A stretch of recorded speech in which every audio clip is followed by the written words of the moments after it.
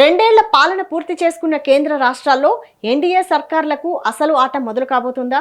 ఈ కీలక దశలో ప్రభుత్వాల స్పీడ్ పెంచేందుకు ఢిల్లీ నుంచి అమరావతి దాకా కేబినెట్ ప్రక్షాళనకు ముహూర్తం ఖరారైందా? విపక్షాల దూకుడును పెట్టాలన్నా, డెలివరీ స్పీడ్ పెంచాలన్నా మంత్రివర్గాల మార్పు ఒకటే మార్గమా? ఢిల్లీ విస్తరణలో ఈసారి ఏపీకి దక్కబోయే ఆ అదనపు బెర్తులు ఎవరివి? గతంలో మిస్ అయిన రాయలసీమ సమీకరణాలు, మహిళా కోటా ఈసారి భర్తీ కాబోతున్నాయా? ఏపీలో మంత్రివర్గ పునర్వ్యవస్థీకరణ చంద్రబాబుకు కత్తి మీద సాము కాబోతుందా? అసలు సెప్టెంబర్, అక్టోబర్లలో జరగబోయే ఆ మార్పుల వెనక ఉన్న అసలు పొలిటికల్ స్కెచ్ ఏంటి?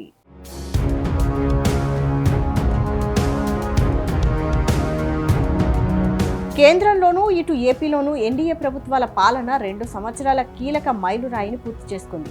సరిగ్గా ఇదే తరుణంలో ఉభయ ప్రభుత్వాలు అత్యంత కీలకమైన దశకు చేరుకున్నాయి. ఎందుకంటే చేతిలో ఉన్నది మరో 2 ఏళ్లు మాత్రమే. ఆపై వచ్చే చివరి ఏడాది ఎలాగూ ఎన్నికల హడావిడిలోనే గడిచిపోతుంది. కాబట్టి ఈ కీలక సమయంలో చేసే పనులే, చూపించే ఫలితాలే రాబోయే ఎన్నికల్లో గెలుపోటములను నిర్ణయించే గీటురాయిగా మారబోతున్నాయి.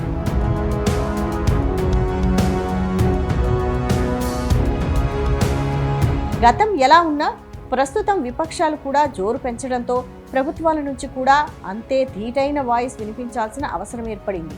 అన్ని శాఖల పనితీరు వేగం అందుకోవాలి, ప్రజలకు ఫలితాలు ప్రత్యక్షంగా చేరాలి. అందుకే అటు ఢిల్లీ పెద్దలు, ఇటు రాష్ట్ర నాయకత్వం మంత్రివర్గ పునర్వ్యవస్థీకరణకు రంగం సిద్ధం చేస్తున్నట్లు పొలిటికల్ సర్కిల్స్లో జోరుగా చర్చ సాగుతోంది.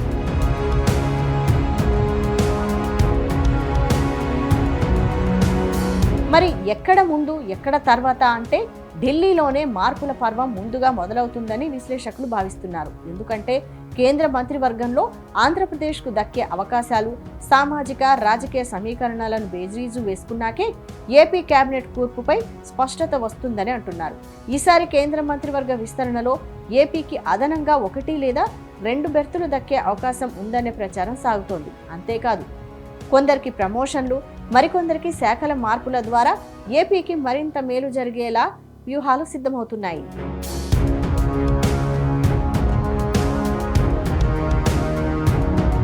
ముఖ్యంగా ఉత్తరాంధ్ర, కోస్తా, రాయలసీమ ఇలా 3 రీజియన్లలో ఎవరికి ఎక్కడ చోటు తక్కుతుందనే దాన్ని బట్టే ఏపీ కేబినెట్ మార్పులు ఆధారపడి ఉంటాయి.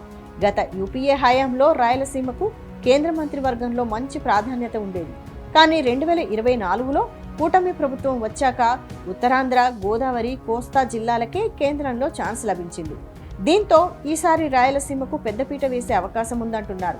అలాగే ఇప్పటి వరకు భర్తీ కాని మహిళా కోటాతో పాటు కొన్ని బలమైన సామాజిక వర్గాలకు కూడా ఈ విస్తరణలో న్యాయం జరుగుతుందని టాక్ వినిపిస్తోంది.